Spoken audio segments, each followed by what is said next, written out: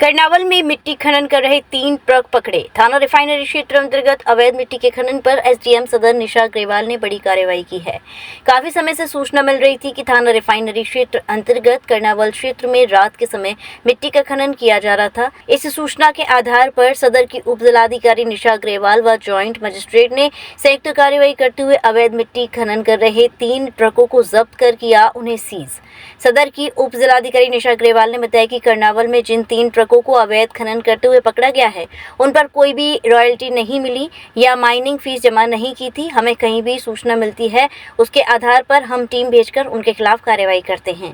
खासकर ग्रामीण क्षेत्रों में अवैध मिट्टी के खनन की शिकायतें अधिक आती हैं। बीते कुछ दिनों पहले थाना हाईवे क्षेत्र में भी 8 ट्रैक्टर मिट्टी के अवैध तरीके से खनन करते हुए पकड़े गए थे।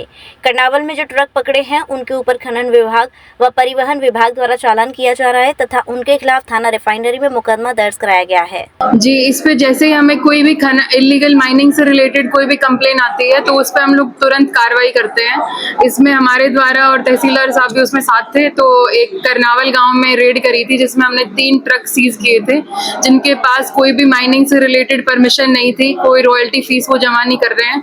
और इसके अलावा और भी गाँव में जो शिकायतें आ रही हैं उस पर भी लगातार रेड करी जा रही है, माइनिंग विभाग द्वारा भी करी जा रही है। इसमें या तो इंटेलिजेंस के द्वारा पता लगता है या कोई फोन पे कॉल करता है रात भर कि भाई यहाँ पे हो रही है, तो उस पर तुरंत हम लोग टीम भेजते हैं और इसमें तुरंत उनके ऊपर कार्रवाई होती है, फाइन जमा होता है, आरटीओ द्वारा फाइन लगता है, फिर माइनिंग विभाग द्वारा फाइन लगता है। लगभग कितनी अभी तक जो है खनन की शिकायतें आपके पास कॉल के द्वारा मतलब कुछ स्पेसिफिक गांव हैं जहाँ से आती हैं, तो उस गांव में फिर हम लोग भेजते हैं अपनी टीम।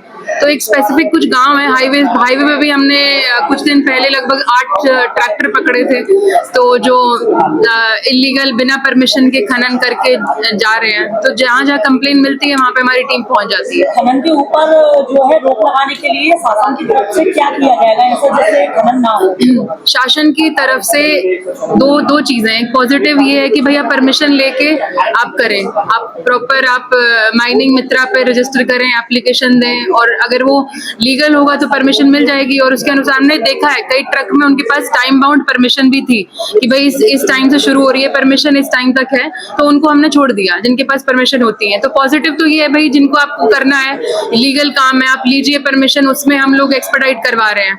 लेकिन जो इलीगल माइनिंग है, जो बिना परमिशन की, मान लीजिए आप परमिशन ले रहे हैं 2 ट्रक की, लेकिन मौके पे चल रहे हैं 10 ट्रक की खुदाई, तो उस पे जांच हो रही है, उनकी एप्लीकेशन की एकदम डिटेल जांच हो रही है।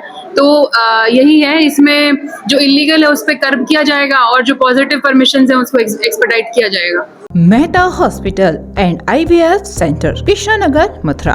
निसंतान दंपतियों के लिए अब एक वरदान। अब क्षेत्र के मरीजों को सुपर स्पेशलिटी सुविधाओं के लिए दिल्ली और आगरा जाने की जरूरत नहीं है। स्त्री और प्रसूति रोग IVF सेंटर, नवजात शिशु और बाल रोग, सभी प्रकार के हड्डी और जोड़ों के ऑपरेशन, जोड़ बदलना, ऑर्थोस्कोपी, सारे जटिल फ्रैक्चर का उपचार अब एक ही हॉस्पिटल में उपलब्ध है।